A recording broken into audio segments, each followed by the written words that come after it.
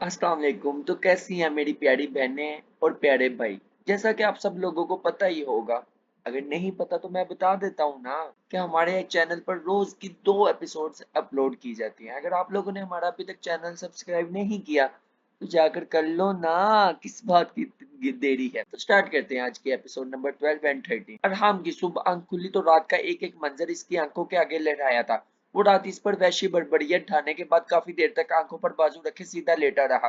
अपने पहलू में पड़ी बेहोश वजूद पर इसका गुस्सा लम्हा लम्हा बढ़ता जा रहा था।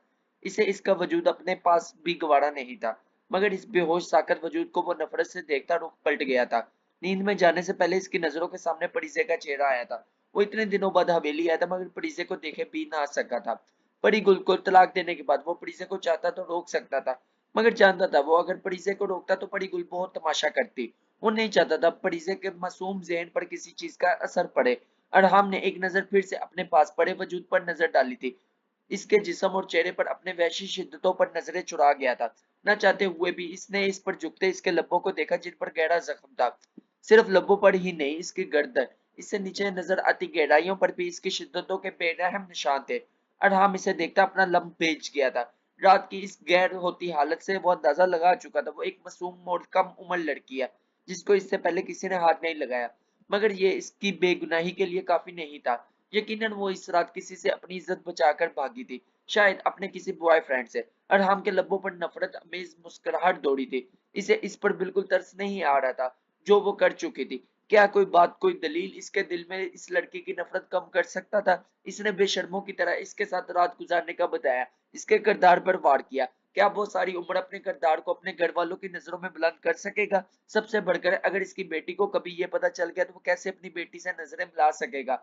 इसे बुरा यकीन था परी गुलपरीजे के दिमाग में इसके लिए नफरत जरूर बढ़ेगी। अरहाम ये सोचता मजीद बेचैन हुआ था। अरहाम हूर के बेहोश वजूद पर नफरत बड़ी निगाह डालता वॉशरूम की तरफ चला गया। अरहाम शावर लेने के बाद कमरे में आया तो ड्रेसिंग रूम से ब्लैक शलवार कमीज पहनकर निकला था। वो अपना मोबाइल साइड टेबल से उठाते बेड की तरफ जानिब बढ़ा था। कमरे से बाहर जाते हुए इसकी नजर फिर से हूर के साकर वजूद पर पड़ी थी। हूर की हालत देखता वो इसकी तरफ बढ़ा था। वो इसके निगाह में थी। इसकी इज्जत इस पर घर की औरतों भी नजर डाली। इसे ये बात मुनासिब नहीं लगी थी। वो ना चाहते हुए भी इसकी तरफ बढ़ा था। जमीन पर पड़े इसके लिबास को देखा था। इसके साकर वजूद को एक नजर देखते अरहाम खान ज्यादा इसकी तरफ बढ़ा था। अरहाम ने गहरा सांस भरते इसका लिबास जमीन से उठाकर बहुत नरमी और एहतियात से जेब तन करवाया था। वो मजीद इसकी सख्ती बर्दाश्त नहीं कर सकती थी। जहां जहां इसके खुरदरे ठंडे हाथ छोड़ रहे थे, वो बेहोशी की हालत में भी सिसक जाती। इस दौरान इसने इसकी तरफ निगाह नहीं की थी। वो मजीद अपनी बेरहमी और बर्बरियत नहीं देख सकता था। इसकी शिद्दतें परिगुल के लिए बर्दाश्त करना मुश्किल हो जाता था। हत्ता कि इसका लम्स और इसकी शिद्दतें इसके लिए काफी नरम लिए हुए थी। और वो होठ पर इसकी कम उम्री के नाजुक बदन का ख्याल किए बगैर कल रात काफी सख्ती इस पर कर चुका था। अरहाम इस पर कंबल अच्छी तरह ओढ़ कर इसके पास से उठते दरवाजे की तरफ बढ़ा। कमरे में वजूद सोफे पर इस हूर का हैंडबैग पड़ा हुआ मिला, जो इस रात इसके हाथ में देखा था। अरहाम कुछ सोते हुए सोफे की जानिब बढ़ा था। इसने वो बैग उठाकर खोला तो इसके एक पॉकेट में से इसके कॉलेज का आईडी कार्ड मिला था। वो आईडी कार्ड देखकर चौंका था।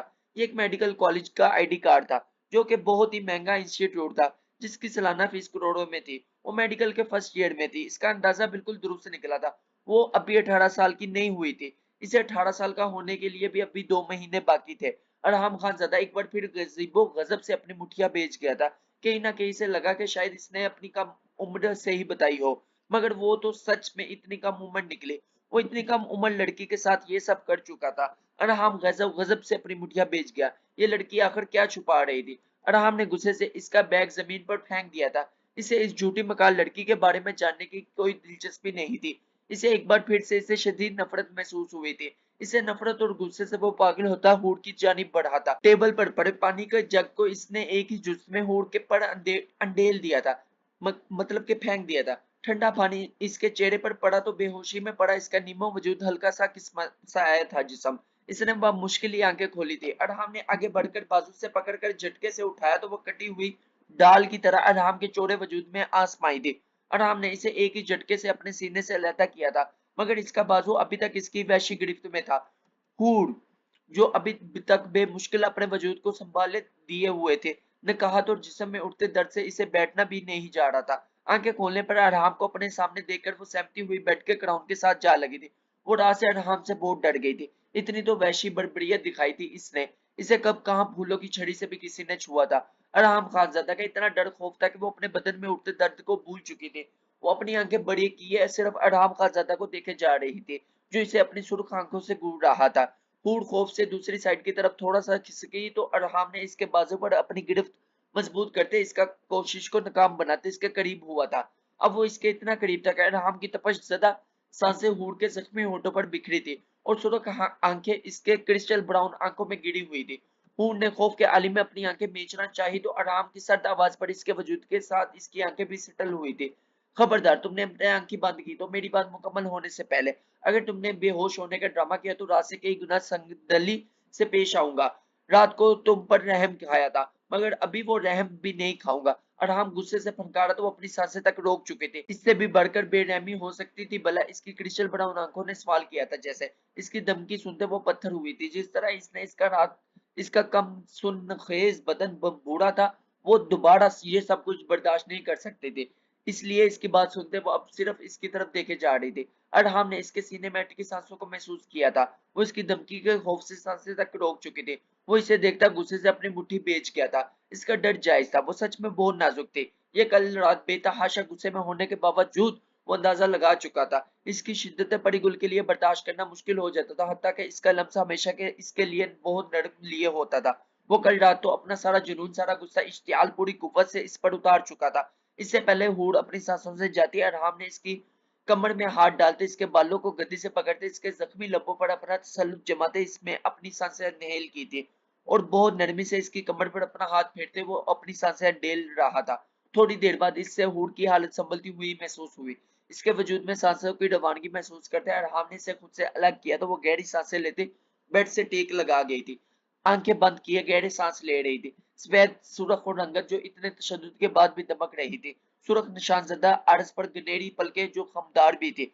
सतवा नाक, सुर्ख होंठ जो इसकी शिद्दत से लहू छलका रहे थे। निचले लैब पर गहरा जख्म, इसके चेहरे पर पड़े निशान तक इसकी खूबसूरती को कई गुना बढ़ा चुके थे। अरहाम की नजर इसके चेहरे से फिसलती इसकी गर्दन और इसके कंधन सरापे पर जा ठहरी थी। इसकी सांसों में हल्का सा तलातम बढ़ पाता, जो इसके सरापे को मजीद दिलकश और जाजिब तर नजर बना रहा था। वो सच में बेपनाह खूबसूरत थी। आराम खानजादा ने अपनी शोलाबार निगाहों से काफी नफरत से इसके पूरे वजूद का एक्सरे किया था। इसे सांसें देखने का मकसद सिर्फ इसे जिंदा रखना था। वो इसे इतनी आसानी से मरने नहीं दे सकता था जिसने इससे इसका सब कुछ छीन लिया था। कौन हो तुम? अरहाम की सर्द आवाज पर कांपते हुए सख्ती से अपनी आंखें मैचती थी। आंखें खोलो। अरहाम एक ही पुकार पर इसके झुट से आंखें खोली। वो मर भी रही होती तो वो इसे पुकारता तो वो पट से अपनी आंखें खोल लेती। वो इस पर इतनी दहशत तारी कर चुका था। कौन हो तुम? कहां से आई हो? अरहाम ने दोबारा से सर्द लहजे में सवाल किया। मम, मैंने बताया तो था, मुश्किल अटकती सांसों से बताया। तुमने तो मुझे अपना नाम भी बताया था। क्या नाम था? मुझे भूल गया, तुम बता सकती हो? अरहाम के लब्बों पर तंजिया मुस्कुराहट छाई थी। इश्क, हूर ने पाते लब्बों से कहा। इश्क है तुम्हारा नाम? अरहाम दारा। हूर इसकी दाढ़ पर डर के मारे काम कर रह गई थी। नक नक नक, नीम है। हूर के बताने पर अरहाम इसके करीब हुआ तो हूर की बदन की कपकाहट में मजीद इजाफा हुआ था। झूठ मत बोलो मुझसे। तुम जितने झूठ बोल चुकी हो, तुम बोल चुकी हो। एक एक बात अब तुम सच बताओगी। अगर तुमने जरा सा भी झूठ बोला तो जिस तरह तुम्हें सांसें दी हैं, आप बहुत जालमाना तरीके से तुम्हारी सांसें खेड़ूंगा। तुम एक एक सांस के लिए तड़पोगी। इसके लिए नो मोर लाइंग इसलिए नो मोर लाइंग।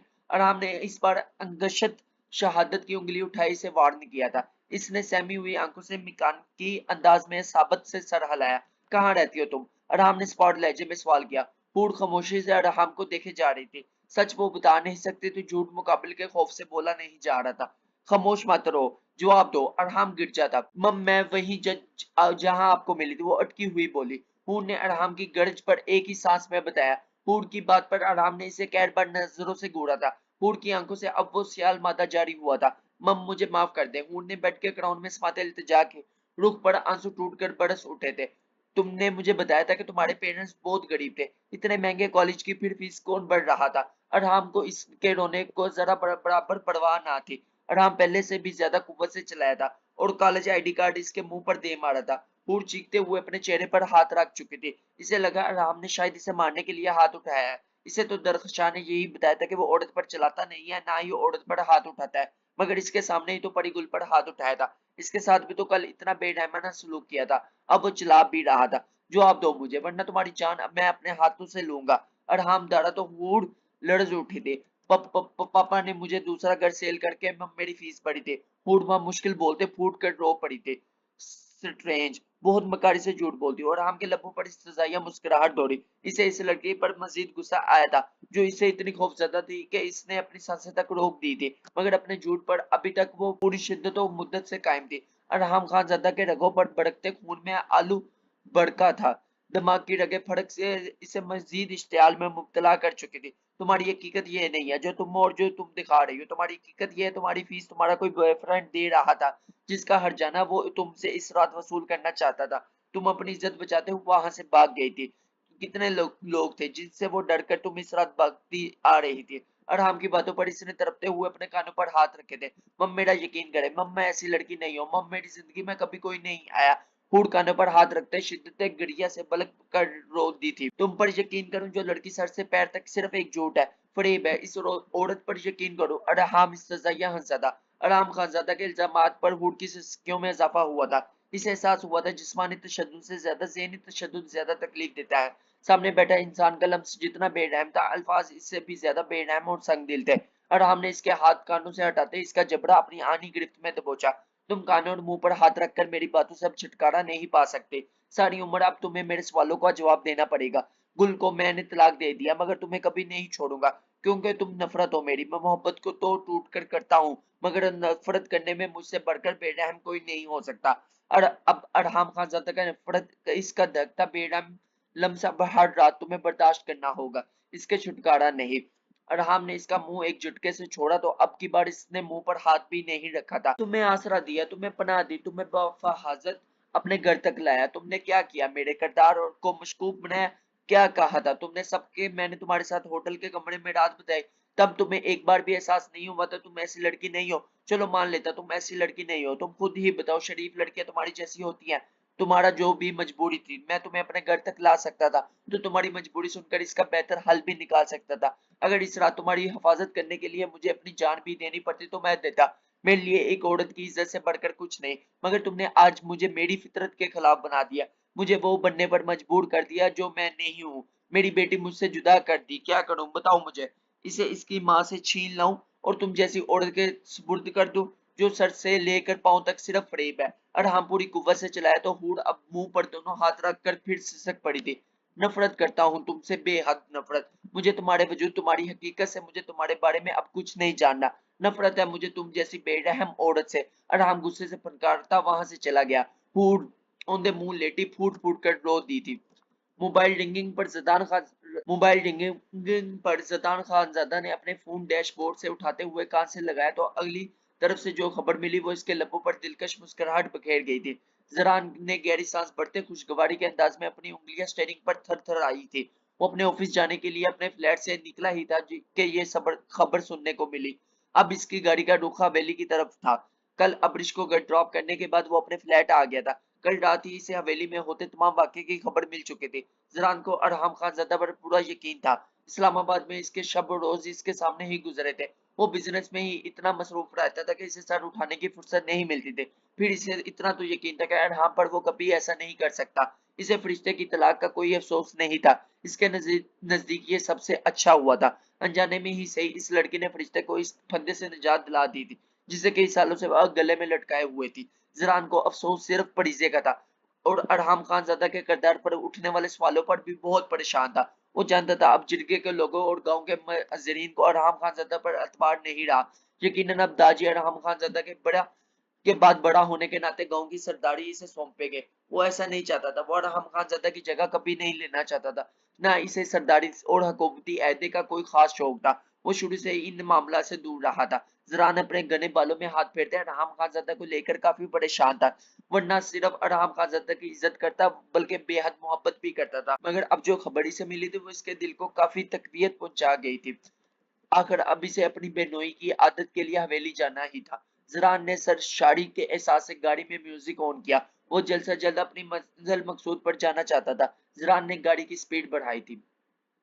गाइस नहीं लाइक की वीडियो जाकर तो कर दो ना। अगर सब्सक्राइब भी नहीं किया तो जाके कर दो ना। मैं करने लगा हूँ एपिसोड 13 भी आप लोगों के लिए स्टार्ट करते हैं। जरान हवेली में दाखिल हुआ तो इसके कदमों का रुख बबर के कमरे की तरफ था। बबर बेड ग्राउंड के साथ टेक लगाए आंखें मूंदे हुई थी, सर पर पट्टी बंधी हुई थी, बाजू पर भी बंधी हुई थी। जरान ने आगे बढ़कर बबर के पट्टी बंधे बाजू पर हाथ रखकर दबाव डाला तो बबर के दर्द से चला उठा था। जख्म से भल भल खून बहने लगा था। ये क्या कर रहा है लाला तुम? बबर चलाया था। कुछ नहीं, रहम जख्म का मुआयना कर रहा था। गोली ज्यादा अंदर तो नहीं गई? कहीं बाजू की हड्डी हमेशा के लिए फ्रैक्चर तो नहीं होगी? जरान ने इसके जख्म पर मजीद अपना दबाव बढ़ाया। बबर दर्द की शिद्दत से चलाते जरान को खामोशी निगाहों से घूरने लगा। जरान गहरा मुस्कुराते हुए इससे दूर हुआ और कमरे के वसत चेयर घसीट कर बबर के पास ही बैठ गया। बबर अपने जख्म पर हाथ रखे जरान को अपनी सुर्ख सर्द नजरों से घूर रहा था। जरान टांग पर टांग रखे मुस्कुराती निगाहों से देख रहा था। तो ये हमला तुमने करवाया है? बबर के सवाल पर कमरे में जरान का फलक शुगाफ कैफा गूंजा था। एक कमीना इंसान दूसरे की कमीनगी को बहुत जल्दी पहचान लेता है। जरान ने चेयर से टैक लगाए अपनी घनी बियर्ड पर हाथ फेरते बबर को आंख मारी थी। लेकिन एक कमीना इंसान कभी भी खुद को कमीना कहलवाना पसंद नहीं करता। बबर ने कहते हुए इत्मीनान से बेड ग्राउंड के साथ टेक लगाई। मैं जरा मुख्तलिफ हूँ। मुझे अपनी कमीनगी जाहिर करना बहुत पसंद है, क्योंकि कुछ लोगों पर जब तक अपना आप जाहिर ना किया जाए वो अपनी औकात में नहीं आते। जैसे तुम अपनी औकात भूल गए थे। क्या समझते थे तुम अभी लावारिस है जिसके साथ तुम कुछ भी करोगे कोई तुम्हें कुछ नहीं कहेगा? जरान खान ज्यादा गिराया था। औकात में तो हो तुम, अभी आया कहाँ है? जिस दिन तुम हम अपनी औकात में आ गया सब तुम अपनी औकात भूल जाएगा। जिस दिन तुम्हारा बहन इस कमरे में आ गया ये जो तुम हमारे सामने स्टाइल दिखा रहा है ये दिखाने के काबिल नहीं रहेगा। बबर अपनी मूछों को बल देते गिराया गहरा मुस्कुराया था। ये तुम्हारी भूल है बबर के, तुम अबीर को रुखसत करवा सकोगे? अभी इसका भाई जिंदा है। जो हालत तुमने अबीर की थी इससे ज्यादा बुरी हालत मैं तुम्हारी कर दी। अगली बार तुमने अबीर को अपने नापाक हाथों से छुआ तो ये हाथ कटवा दूंगा। जरान कुर्सी पर सीधा हुआ दौड़ा। अगली बार तुम्हारा बहन का इससे भी ज्यादा बुरा हाल करूंगा। तुम देखते जाओ। ये अच्छा बात है तुम हमारा हाथ कटवा देगा, फिर तुम्हारा बहन को सारी उम्र एक मजदूर इंसान के साथ गुजारा करना होगा। बबर्क ने जरान की आंखों में देखते कमीनगी से आंख मारी। जरान इसका रंग तैशो इश्तियाल से सुर्ख पड़ा। बबर्क एक बात याद रखना, अगर अबीर का अब बाल भी भीगा हुआ तो मैं इस बार तुम्हें जान से मरवा दूंगा। अबीर का तुम्हारे साथ रुखसती करने से बेहतर है वो बेवा हो जाए। तुम देखते जाओ। अब जो गोली तुम्हें छुएगी मेरे आदमी खास ख्याल रखेंगे। वो तुम्हारे दिल के मुकाम पर पड़ोसियत हो जाएंगे। जरान ने चेयर से उठते तेशो वालम में दारते हुए कुर्सी को लात मार दी। बबर की सजाइया मुस्कुराते अपनी घनी मूछों को बल दे रहा था। ये धमकियां किसी और को देना लाला। इस बार तो हम जवाब नहीं दे सका क्योंकि तुमने हमारे पीछे से वार किया था। हमको पता ना था कि तुम ऐसा कुछ करेगा। अगली बार तुमने ऐसा कुछ भी किया तो हम ईंट का जवाब पत्थर से देगा। बबर जवाबन गैसो गजब से दारा था। बबर तुम्हें मैं इसलिए बर्दाश्त नहीं करता कि अबीर तुम्हारे निकाह में है, बल्कि इसलिए बर्दाश्त करता हूँ तुम असफंद यार के भाई हो। वो सिर्फ मेरा दोस्त नहीं, भाइयों से ज्यादा अजीज है मुझे। अगर तुम इसके भाई ना होते तो कब का तुम्हें जमीन में जिंदा गाड़ चुका होता। मेरे हाथ सिर्फ अपनों ने बांध हुए हैं। बदलो खुद को इससे पहले मैं असफद यार और इसके घर वालों से अपना और तुम्हारा रिश्ता भूल जाऊं। जरान गुस्से से बोलता दरवाजे की जानिब बढ़ा। तुम्हारा हाथ अपनों से बांधा रखा होगा मगर हमारा साथ ऐसा कुछ नहीं है। अगर तुमने हमको मारना होता तो वो गाली हमारे सीने पर लगती, इधर बाजू पर ना लगती। और जो डंडे तुमने हमारे सर पर मरवाए हैं वो हमारा मगज जब तक बाहर ना आ जाता तो तुम तब तक सर बरसाता रहता। तुम हमको डराना चाहता था मगर ये सब करके तुमने अपने बहन का जिंदगी मुश्किल बनाया है। बबर कुंजी आवाज में बोलते गर्ज उठा था। जरान ने रुख पलटे इस पर तासब बड़ी निगाह डाली। अबीर की रुखसती कभी नहीं होगी। ये बात तुम अपने जहन में अच्छी तरह बैठा लो। ये भी जानता हूँ तुम इसे कभी नहीं छोड़ोगे मगर अनकरीब तुम्हारे बदन के साथ तुम्हारी ये सांसें दगा कर जाएंगी। तलाक याफ्ता ना सही मेरी बहन एक दिन तुम्हारी बेवा जरूर बनेगी। ये वादा है तुमसे मेरा। जरान अपनी बात मुकम्मल करते चला गया था। जरान के जाने के बाद बबर्क ने गुस्से से पानी का जग उठाकर जमीन पर फेंक दिया था। तुमने जो किया इसका हिसाब तुम्हारा बहन को देना पड़ेगा। तुम अपनी आंखों से देखोगा अपनी बहन की हालत। इसे हम ना जिंदों में छोड़ेगा ना मुर्दों में। अपनी बहन की हालत देखकर तुम भी बेमौत मर जाएगा। बबर्क अपना जख्म पर हाथ रखते ऊंची आवाज में फनकारा। बहुत हो गया, अब दादाजी से बात करना पड़ेगा। अबीर को इस कमरे में लाकर ही इस जरान खानजादा की अकड़ को हम तोड़ सकेगा।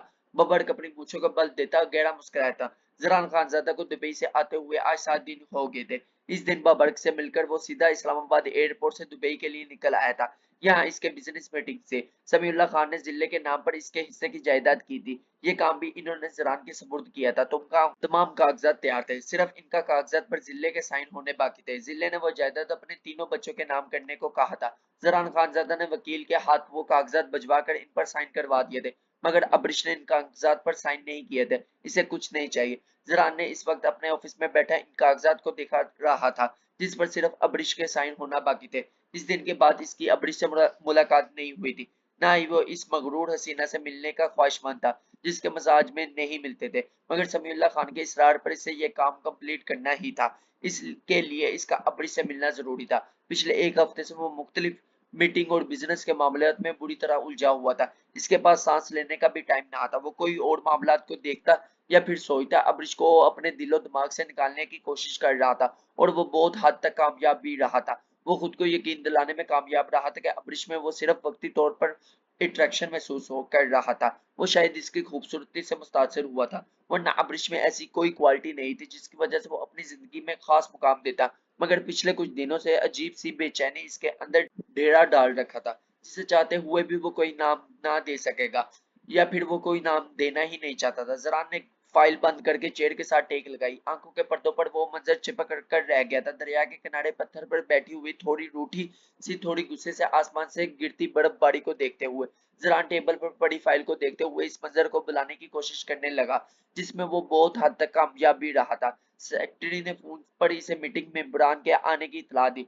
जरान ने इन्हें मीटिंग रूम में बिठाने को कहा था। आज इसकी एक प्रोजेक्ट के सिलसिले में मीटिंग थी। इस कंपनी के साथ तमाम मामला अरहम खानजादा देख रहा था, मगर पिछले एक हफ्ते से इसके तमाम प्रोजेक्ट और मीटिंग वो ही हैंडल कर रहा था। जरान मीटिंग रूम में दाखिल हुआ तो जानी पहचान आवाज के कानों से टकराई थी। वो बुरी तरह चूका था। ज़ईम, ये कंपनी बहुत बड़ी है, मैंने बहुत नाम सुना है इस कंपनी का। तुम्हें लगता है ये प्रोजेक्ट हमारी कंपनी को मिल जाएगा? हाँ, इस कंपनी के मालिक अरहम खानजादा ने ये प्रोजेक्ट हमें ही देने की यकीन दहानी करवाई थी, मगर अब सुना है इस प्रोजेक्ट का इसका छोटा भाई जरान खानजादा हैंडल कर रहा है। जरान खानजादा अब्रिश जेर लब ये नाम धरते हुए चुकी थी। जरान इसी लम्हे दरवाजा खोलकर अंदर दाखिल हुआ तो अब्रिश और ज़ईम अब्बासी अपनी अपनी चेयर से खड़े हुए थे। अब्रिश पर तो हेरतों का पहाड़ टूटा था। यही हाल ज़ईम अब्बासी का था। वो अपने सामने जरान खानजादा को देखकर हैरान था। इसे बिल्कुल भी अंदाजा नहीं था यह कंपनी अब्रिश के कजन की है। ज़ईम ने बेचैनी से जरान खानजादा की सैर अंगेज पर्सनैलिटी का जायजा लिया। वो इस वक्त ब्लू जीन्स और ब्लू शर्ट में मलबूस था। वो ब्लू ओवरकोट पहना हुआ था, जिसमें इसकी पर्सनैलिटी मजीद रंगीन लग रही थी। इस दिन दूर से ही इसने जरान को देखा था, मगर आज ज़ईम को महसूस हुआ था वो जितना दूर से बड़ा और शानदार दिखता था, इससे कहीं ज्यादा करीब से इसकी पर्सनैलिटी सराहे जाने के काबिल थी। जरान की शोला उगलती निगाहों अब्रिश का तवाइफ कर रही थी, जो ब्लैक ट्राउजर पर ब्लैक लॉन्ग शर्ट पहने हुए थी, जिस पर ब्लैक ही दुपट्टा गले में डाल रखा था। जरान को ऐसे खुद की तरफ देखता पाकर अब्रिश ने ना महसूस अंदाज में अपना दुपट्टा ठीक किया था। जो दुपट्टा थोड़ी देर पहले गले में झूल रहा था, अब वो अच्छी तरह सीने को रुकिया हुआ था। ये देखकर जरान ने अपनी मुट्ठी गैसो गजब से दबोची थी। ये दुपट्टा ठीक करने का ख्याल इसे देखकर ही क्यों आया था? वो कब से इसे गैर महरम एक अनजान शख्स के साथ बैठी थी। तब वो धड़ल्ले से दुपट्टा गले में डालकर बैठी हुई थी। तब तो ऐसी कोई शर्म हया इसे महसूस नहीं हुई थी। जरान ने कहरबार नजरों से अब्रिश के पहलू में खड़े ज़ईम अब्बासी को घूरा। अस्सलाम वालेकुम। ज़ईम ने अपने तासुरात पर काबू पाते जरान खानजादा की तरफ अपना हाथ बढ़ाया। वो किसी भी सूरत ये प्रोजेक्ट अपने हाथों से नहीं जाने दे सकता था। ये प्रोजेक्ट इसकी कंपनी के लिए बहुत अहमियत रखता था। जरान लब बेंच ज़ईम के बढ़ते हुए हाथ को देख रहा था। अब्रिश सांस रोके जरान खानजादा के सर्द फैले तासुरात को हैरत बड़ी नजरों से देख रही थी। इसके चेहरे के नकोश इसे देखकर बदल गए थे। आंखों में सुर्खी सी उतरी थी। अब्रिश को इसके बर्फीले तासुरात देखकर बर्फ सी अपने अंदर में ताड़ी महसूस हो रही थी। वो जरान का ये रवैया नहीं देख पा रही थी। वो तो ऐसे बिहेव कर रहा था जैसे इन लोगों ने अपने ऑफिस को देखकर इसे खुशी नहीं होती बल्कि काफी गुस्सा आया था। मगर क्यों? अब्रिश ने जरान के सर्द संजीदा तासुरात को देखे गहरी सांसें लिए सोचा। जरान ने तने हुए नकोश के साथ ज़ईम से मुसाफा लिए अपना हाथ आगे बढ़ाया। बैठिए मिस्टर। जरान ने आईब्रो के इशारे से इसे बैठने को कहा। ज़ईम अब्बासी ज़ईम ने अपना तारुफ करवाया। इसी दौरान जरान ने अब्रिश को बिल्कुल ही इग्नोर कर रखा था। जैसे वो इसे जानता ही नहीं है। ज़ईम अब्रिश को बैठने का इशारा करते ज़रान के सामने वाली चेयर पर बैठा। अब्रिश भी खामोशी से ज़ईम के साथ वाली चेयर पर बैठ गई। ज़रान खानज़ादा चेयर से टेक लगाए अपनी सर्द निगाहों से अब्रिश को ही गाड़े जा रहा था, जिसे अब्रिश महसूस करती इसके से नजरें चुराती ज़ईम को मुस्कुराते हुए देख रही थी। इस वक्त इस गर्म कमरे का माहौल बाहर के मौसम की तरफ काफी सर्द था। कमरे में गहरी खामोशी छाई थी। कमरे की दीवार पर लगे वाले क्लॉक की घड़ी की सुइयां की टिक टिक की आवाज सुनाई दे रही थी। ज़रान की निगाहों का मरकज महसूस करते ज़ईम अब्बासी बेचैनी से पहलू या पहलू बदल रहा था। वो अपनी नजरें पूरे हक से अब्रिश पर गाड़े हुए था। ज़रान को अब्रिश का ऐसे बेऑफिस आना मुश्किल नहीं था। वो ऑफिस में भी काम करती थी, इस बात का ज़रान को अंदाजा नहीं था। ज़ईम अब्रिश के साथ काफी बेतकल्लुफ थे। वो ऑफिस में दाखिल होते इसकी कन्वर्सेशन सुन चुका था, जिसमें अब इसे बहुत फ्रेंडली नाम लेकर पुकार रही थी। अभी भी वो इसे देखते हुए जैसे मुस्कुरा रही थी। बॉस और एम्प्लॉय का रिश्ता तो हरगिज नहीं लग रहा था। क्या रिश्ता है इन दोनों का, बॉस और एम्प्लॉय, फिर या इससे बढ़कर?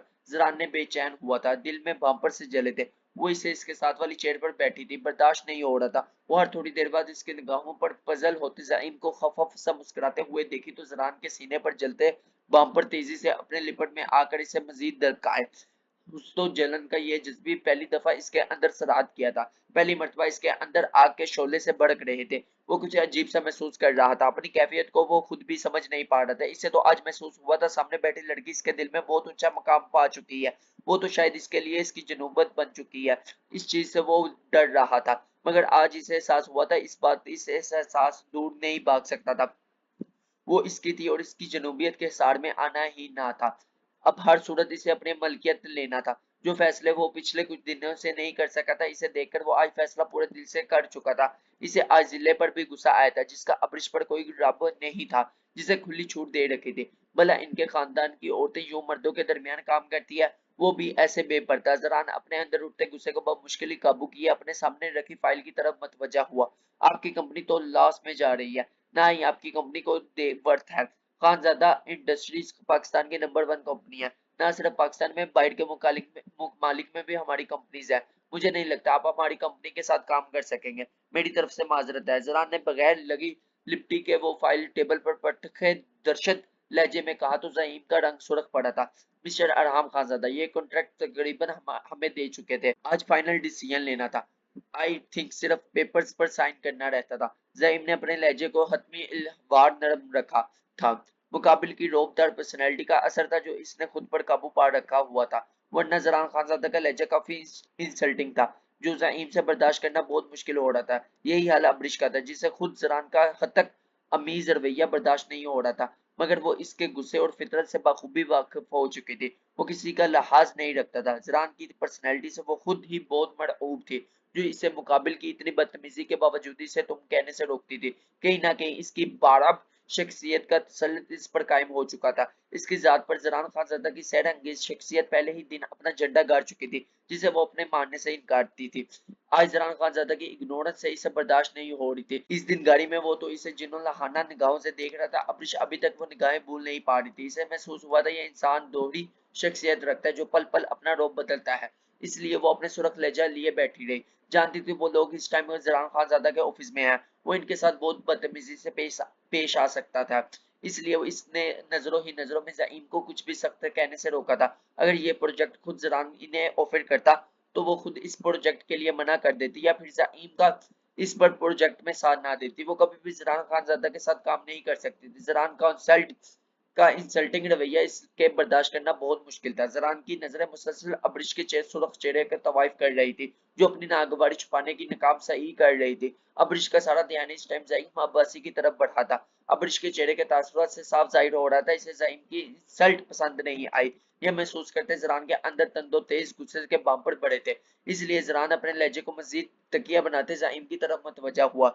Well Mrs Zaeem, Mr Zaeem, Mr Arham Khanzada को नेकियां करने का बहुत शौक है। अभी कुछ दिन पहले ही इन्होंने तरस खाकर किसी पर एहसान किया था। आज वो नेकी इनके गले की हड्डी बन चुकी है। मगर ज़रान खानज़ादा किसी पर तरस नहीं खाता, ना ही किसी पर एहसान करता है, ना बिजनेस के मामले में, ना रिश्तेदारी में। यही मेरी फितरत है। ज़रान ने अब की बार अब्रिश को अपनी शोला लिपटी निगाहों के हिसार में रखते हुए गहरा तंज किया। अबरी जरान की बातों के सरे से इग्नोर करते ज़ाइमा अब्बासी को आंखों में रिलैक्स रहने का कह रही थी। ये देखते जरान ने टेबल पर पड़े प्रोजेक्ट पर अपनी गिरफ्त मजबूत की। अबरिश का इस इंसान के साथ क्या रिश्ता है? आखिर किसी रिश्ते से वो आपस में इतने फ्रैंक है? इस सवाल का जवाब जानने के लिए इसके अंदर बेचैनी बढ़ती जा रही थी। थैंक्स मिस्टर खानज़ादा, बहुत बहुत शुक्रिया, ये आपने इतना कीमती टाइम दिया। अबरिश ने चेयर से उठते मुस्कुराते हुए कहा। जरान की तमाम बातों का जवाब यही था कि इसके नजदीक जरान को अबरिश का मुस्कुराता पुरसुकून चेहरा आग लगा गया। क्या वो इसके नजदीक इतनी भी अहमियत नहीं रखता था कि इसका रवैया इसकी बातों पर असरअंदाज ना हो? वो तो अबरिश की हर छोटी सी बात महसूस करता था। ज़ाइम भी अबरिश की तकलीद में चेयर से उठा था।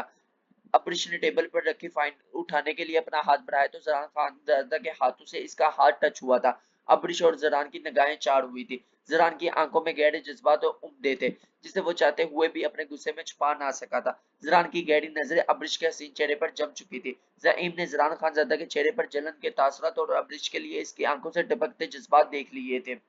ज़ाइम को कुछ देर पहले जरान की हुई बेइज्जती का बदला सूद समेत चुकाने का रास्ता मिल चुका था। ज़ाइम के लबों पर कमीनगी बड़ी मुस्कुराहट बिखरी थी। ये बात तो तय थी, अबरिश तो सिर्फ इसकी थी। बहुत जल्द वो इसे अपना बनाने का इरादा रखता था। जो इंसल्ट आज इसकी जरान खानज़ादा ने की, वो इसका बदला तो अनकरीब चुकाने ही वाला था, वो भी सूद समेत। वो जल्द जरान खानज़ादा को अपनी और अबरिश की शादी का कार्ड भेजकर, मगर आज थोड़ा सा तो सिलगना बनता था। चलें अबरिश, ज़ाइम ने इसके हाथ थामते हुए कहा। जरान चेयर पर यकदम सीधा हुआ था। आंखों की सुर्खी ने यकदम शिद्दत इख्तियार की थी। वो इसके साथ इस हद तक फ्रैंक है, इस बात की तवक्का जरान खानज़ादा नहीं कर रहा था। अबरिश ने हैरत और नागवारी से ज़ाइम का ये अमल देखा था। इसे ज़ाइम का हाथ पकड़ना बिल्कुल पसंद नहीं आया था। ना ही वो इसके साथ इतना फ्रैंक थी, वो इसका हाथ पकड़ता। जरान खानज़ादा के सामने वो ये बर्दाश्त नहीं कर गई थी। अबरिश ने अपना हाथ ज़ाइम के हाथों से छुड़वाया। चलें अबरिश ने ज़ाइम को देखते हुए दांत पीसे थे। अबरिश कहीं नहीं जाएगी। जरान की सर्द आवाज पर ज़ाइम और अबरिश के दरवाजे की तरफ बढ़ते कदम रुके थे। अबरिश ने रुख पलटे हैरत तो इस्तजाब से जरान खानज़ादा को देखा। एक्सक्यूज मी, क्या मतलब? अबरिश ने हैरत से कहा। मतलब ये कि तुम कहीं नहीं जाओगी, जरान ने पुरसुकून अंदाज में कहते चेयर से टेक लगाई। पर वेट, अब भी इसकी मुट्ठी में दुबा हुआ था। और मैं क्यों नहीं जाऊंगी? अबरिश के चेहरे पर अब गुस्से की झलकी नमूदार हुई थी। इसे मुकाबिल पर सख्त गुस्सा आया था, जो पता नहीं इससे क्या चाहता था। अबरिश ने सीने पर हाथ बांधे जरान को आईब्रो चुकाए देखा। अगर वो जरान खानज़ादा था तो वो भी अबरिश पाशा थे। इतनी आसानी से तो वो भी नहीं झुकती थी, क्योंकि मैं कह रहा हूँ, मुझे नहीं लगता इससे आगे कुछ भी कहने की जरूरत है। जरान भी अबरिश के अंदाज में जवाब देते मुस्कुराया था। इससे आगे भी कहने की जरूरत रहती है। आप इस कंपनी के ओनर हैं, मेरे ओनर नहीं है। जो आपके कहने पर मैं कहीं नहीं जाऊंगी। अबरिश को जरान की ढकानी पर गुस्सा आया था, जो इसे ऐसे हुक्म चला रहा था जैसे वो इसकी मलकियत हो। फिलवकूत ओनर ही नहीं हो, मगर अनकरीब तुम मेरी मलकियत में आ जाओगी, फिर मेरा ही हुक्म चलेगा। जरान की बात पर अबरिश ने गुस्से से जरान को देखा। देखे सर, आपने डील हमारी कंपनी को नहीं दी। हम आपके फैसले का एहतराम करते हैं। आप इस वक्त आपके ऑफिस में हैं, इस बात को भी समझते हैं, मगर आपका ये धूंस बड़ा रवैया मैं मजीद बर्दाश्त नहीं करूंगी। अबरिश के लहजे की अजनबियत बढ़ी थी और जरान की मुट्ठी की गिरफ्त पैरों वेट में बढ़ती जा रही थी। अबरिश का सर कहना बिल्कुल अच्छा नहीं लगा था। दूसरे ही पल जरान सर को खैफियत सा झटका खुद पर काबू पा गया। अबरिश, तुम कहीं नहीं जाओगी, मैं तुम्हें छोड़ दूंगा। जरान बेहद नरम लहजे में बोलते हुए चेयर पर सीधा हुआ था। पैरों वेट टेबल पर रखते हुए वो चेयर से उठने अबरिश की तरफ बढ़ा। अबरिश, मुझे तुमसे जरूरी काम है, कुछ पेपर्स पर तुम्हारे साइन चाहिए, मैं तुम्हें ड्रॉप कर दूंगा। जरान का लहजा पहले से भी ज्यादा नरम था। अबरिश की हैरानगी और गुस्सा मजीद बढ़ा था। मुकाबिल तो सच में दोहरी शख्सियत रखता था। कुछ देर पहले अपने सुरख ऐसे घूर रहा था जैसे बिना देर के इसे गोली मार देगा, मगर अब इसके लहजे से शहर टपक रहा था। अगर क्या चाहता था इससे? अबरिश बुरी तरह झंझलाई थी। अबरिश यहाँ किसी कीमत पर नहीं रुकेगी। ज़ाइम ने दरश लहजे में बोलते अबरिश की कलाई थामने के लिए अपने हाथ बढ़ाया था। जरान ने बीच में ही इसका हाथ अपनी आईनी गिरफ्त में लिया। अब एक बार इसे मत छूना, वरना तुम्हारी कलाई के साथ ये हाथ नहीं रहेगा। जरान इसका हाथ झटके हुए गिराया था। ज़ाइम सुरख चेहरे के साथ जरान को घूरने लगा। जरान की आईनी गिरफ्त में वो अंदाजा लगा चुका था मुकाबिल पर काफी भारी है, इसलिए वो अब खामोशी से खड़ा इसे घूर रहा था। जरान, मसला क्या है आपके साथ? क्यों कर रहे हैं ये सब? अबरिश दबे आवाज में चीखे। अजीब सा साइन क्रिएट कर दिया है इसने, जो वो मुझे समझ नहीं पा रहे। मोहब्बत करता हूँ तुमसे, बेहद मोहब्बत करता हूँ। जरान खानज़ादा की हो सिर्फ तुम, इसलिए तुम्हें कोई और छुए, कोई और देखे, अब ये मुझे गवारा नहीं होता। जरान ने अबरिश का हाथ बहुत नरमी से थामते इसे आंखों में देखते हुए गंभीर लहजे में कहा तो अबरिश का रंग शदीद कसम से सुर्ख पड़ा था। वो फटी फटी गाहों दरकते दिल से जरान खानज़ादा का इज़हार मोहब्बत सुन रही थी। तुम्हारी इतनी हिम्मत तो ये सब अबरिश से कहो। जरान, अबरिश मुंह पर हाथ रखकर चीखी थी। अपनी हद में रहो, समझे तुम? अब्रिश मेरी होने वाली बीवी है, इसलिए दूर रहो मेरे और अब्रिश के मामला से। इसी वक्त यहाँ से चले जाओ। अब्रिश तुम्हारे साथ कहीं नहीं जाएगी। अगर तुम यहाँ से ना गए तो मैं धक्के देकर तुम्हें इस ऑफिस से निकालूंगा। तुम यहाँ पैरों पर चल कर तो आगे मगर जा नहीं सकोगे, इसलिए 2 सेकंड से पहले यहाँ से दफा हो जाओ। जरान ने इसका कॉलर एक झटके से छोड़ते गिराया था। अब्रिश ने लंबेचे अंगचित शहादत की उंगली से अपना माथा सहलाया था। वो अपने लब काटते जरान खानजादा का ये जुनूबी और इश्तियाल अंगेज रूप देख रही थी। वो जो खान खुद अंदर से काफी डर गई थी जरान खानजादा के इस जंगली रूप से, मगर वो मजीद जाइम की इंसल्ट बर्दाश्त नहीं कर सकती थी। जाइम तुम जाओ, मैं जरान के साथ आ जाऊंगी, अब्रिश ने लम्ब भेजते हुए कहा। लेकिन अब्रिश, जाइम ने दबे अंदाज में कमजोर सा इhtजाज किया। जरान के गुस्से से वो काफी डर गया था, मगर अब्रिश को इधर छोड़कर भी नहीं जाना चाहता था। प्लीज जाइम, मैं आ जाऊंगी, मुझे अपने घर जाने के लिए किसी की जरूरत नहीं है, मैं जरान से बात करके आती हूँ, अब्रिश ने कहा। तो जाइम कुछ पल अब्रिश को देखता रहा, फिर गुस्से से ऑफिस का दरवाजा खोलता चला गया। जरान, ये सब क्या है? क्या कह रहे हो तुम? अब कहो, अब्रिश ने जरान की आंखों में देखते हुए कहा। तुम नहीं, आप बोलो, क्योंकि कुछ ही दिनों में तुम मेरे निकाह में आने वाली हो, इसलिए अभी से इज्जत देना सीखो, वरना निकाह के बाद मुझे सख्ती से पेश आना पड़ेगा तुम्हारा मिजाज और तुम्हारा लिबास ठीक करने के लिए। जरान अब्रिश को देखते सर अंदाज में मुखातिब हुआ। जाइम की आंखों में वो अब्रिश के लिए पसंदगी देख चुका था। सीने के अंदर तपता हुआ गुस्सा और खोलन शिद्दत इख्तियार करती जा रही थी। अब वो खुद पर इतना इख्तियार खो रहा था कि निकाह, जरान आपका दिमाग खराब हो चुका है, मैं क्यों निकाह करने लगी आपसे? जरान की सुर्ख आंखों को देखते हुए, वो तुमसे आप पर आई थी, मगर इसकी सुर्ख आंखों को देखकर अब निकाह करने से तो रही थी। जरान खानजादा का ये दहुनस बड़ा रवैया अब्रिश बर्दाश्त नहीं कर पा रही थी। सारी उम्र अपने वालिद पाशा को जेले पर दोनस जमाते और गुस्से करते ही देखा था, इसलिए तो वो जरान के गुस्से से काफी डरती थी, बल्कि वो हर गजीले मर्द से डरती थी। वो कभी अपनी जिंदगी में पाशा के करीब नहीं गई, वजह डर था जो इसे पाशा के करीब जाने ही नहीं देता था। वो कभी भी ऐसे इंसान की बीवी ना बनती जो इस पर अभी से अपना रोब जमा रहा था। क्योंकि मैं तुम्हें अपनी इज्जत बनाना चाहता हूँ। अब्रिश ने, जरान ने प्यार और नरमी से इसका हाथ पकड़ा। जरान ने खुद पर काफी हद तक काबू पा लिया था। सामने खड़ी लड़की इसकी जिंदगी थी। वो अब हर सूरत से इसे अपनी मलकियत बनाना चाहता था। अगर वो प्यार से मानती तो ठीक था, वरना वो अपने तरीके से इसे हैंडल करना चाहता था। जरान, आपका दिमाग खराब हो चुका है, इसके अलावा मुझे कुछ नहीं कहना आपसे। अब्रिश ने अपना हाथ एक ही झटके में छुड़वाया। इसमें दिमाग खराब होने की क्या बात है? मैं तुमसे निकाह करना चाहता हूँ, जरान ने बहुत प्यार से कहते इसके बालों की लट कान के पीछे उड़ास सी। जरान की हरकत पर अब्रिश गुलाबी हुई थी। गनहरी पलकों ने झुकते हुए उठने से इनकार किया था। आप मुझसे इनकार नहीं करना चाहते, बल्कि आप मुझ अपनी मलकियत लेना चाहते हैं। आपने अच्छा नहीं किया जाइम के साथ, और मुझे यूं महसूर करके आज सिर्फ आप मुझ पर अपनी दहुनस जमा रहे हैं। पहले दिन आपने जो सलूक किया, निकाह करने के बाद भी वही सब कुछ करना चाहते हैं ना? अब्रिश ने खुद की कैफियत पर काबू पाते कहा। इतनी जल्दी वो इसकी मीठी बातों में नहीं आ सकती थी। ये जादूगरी तो वो इस बहते दरिया पर इसका दिल धड़कते पर चला गया था, मगर जब जब वो इस पर गुस्सा करता था, वो इसकी अंगेजी से निकल आती थी। तुम्हें ये याद है मैंने क्या कहा? मगर जो तुमने कहा वो तुम भूल चुकी हो। किस तरह तुम गला फाड़कर मुझे और मेरी फैमिली को गालियां दे रही थी। जरा ने लबेते कहा था। मैं कुछ नहीं भूली, और आपसे भी यही चाहती हूँ, कुछ मत भूलें। मैं कभी आपसे निकाह नहीं करूंगी। आप अपनी बातों पर कायम नहीं रहते, मगर मैं दूसरों की बातें बिल्कुल नहीं भूलती। एक खान मुझ जैसी औरत को कभी अपनी औरत नहीं बनाता, यही कहा था ना आपने मुझसे? अब्रिश जरान की आंखों में देखते हुए एक एक लफ्ज चुबाते दरवाजे की जानिब बढ़ी। जरान ने इसके कलाई से पकड़े दरवाजे के साथ लगाया और इसके दोनों तरफ में हाथ रखे इसका रास्ता महसूस किया। अब वो इसके दोनों तरफ में अपने हाथ जमाए इसकी गहरी हैरत ज़दा आंखों में देख रहा था। जरान मजीद अब्रिश के करीब हुआ तो अब्रिश ने अपनी आंखें बंद की थी। I like your act Miss America, जरान गमगीनता से बोलता तो अब्रिश ने फट से अपनी आंखें खोली थी। जरान के अनाबी लब्बों पर मुस्कुराहट गहरी हुई थी। अब्रिश, अब मैं यही कह रहा हूँ, मैं जरान खानजादा सिर्फ तुम जैसी औरत को ही अपनी औरत बनाना चाहता हूँ, क्योंकि तुम ही वो पहली औरत हो जिसने इस खान के दिल की सरजमीन पर अपना कब्जा जमा चुकी है। ये खानजादा अब सिर्फ तुम्हारा हो चुका है। जरान ने इसकी शहद रंग आंखों में देखते गंभीर लहजे में बोला।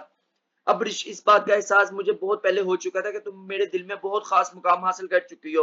तुम मेरे लिए बहुत मायने रखती हो, मेरा जुनून, मेरी मोहब्बत हो। मैं अपनी ही फीलिंग से नजरें चुरा रहा था, क्योंकि जरान खानजादा का बनना इतना आसान नहीं है। मैं तुम्हें अपनी जुनूनियत से बचाना चाहता था, मगर आज पता चला कि इस खान की जुनूनियत मोहब्बत सिर्फ तुमसे ही तो सहनी है, क्योंकि तुम मेरी हो, सिर्फ मेरी। जब जाइम ने तुम्हारा हाथ पकड़ा तो एक आग सी मेरे अंदर मुझे भड़कती हुई महसूस हुई। मुझे एहसास हुआ मैं तुम पर किसी की नजर बर्दाश्त नहीं कर सकता। अब तुम्हें हर पल मेरे पास सिर्फ मेरा बनकर रहना पड़ेगा। तुम पर किसी की नजर भी बर्दाश्त नहीं कर सकता। तुम अब ये नौकरी नहीं करोगी, मैं ये बर्दाश्त नहीं कर सकता। तुम ऐसे मर्दों के दरमियान ऐसे ही होलिये में रहो। जरा ने इसके गुलाबी गाल पर अपनी उंगली नरमी से टैर्स करता भारी आवाज में बोलते इसे खमकार आलूद निगाहों से देखता रहा था। अब रिजरान की बातों पर वो फटी फटी निगाहों से इसे देख रही थी। ये इजहार मोहब्बत था या फिर उम्र कैद जो इसे सुना रहा था।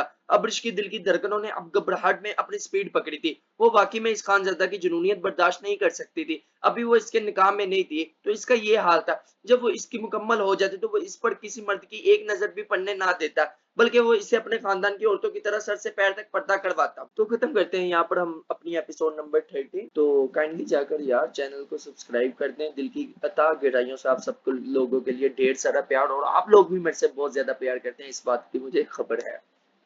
अल्लाह हाफिज।